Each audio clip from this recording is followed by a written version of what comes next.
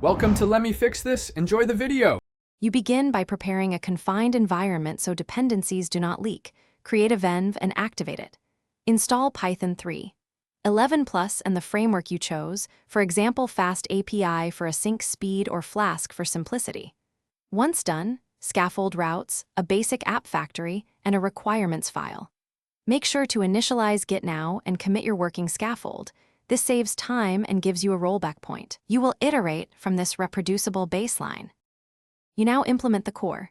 Define your endpoints and data contracts, because clear contracts prevent rework.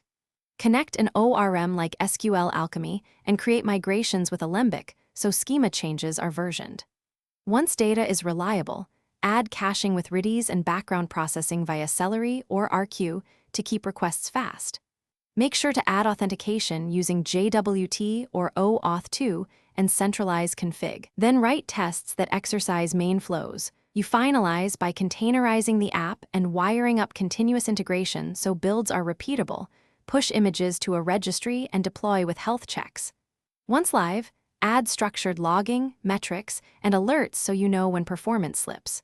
Run load tests and configure graceful shutdowns to avoid losing requests. If something breaks, check the app logs and trace the request path. Correlate request ID across services to isolate the failing component quickly, then roll back if needed. Thanks for watching. If you found this helpful, don't forget to like and subscribe.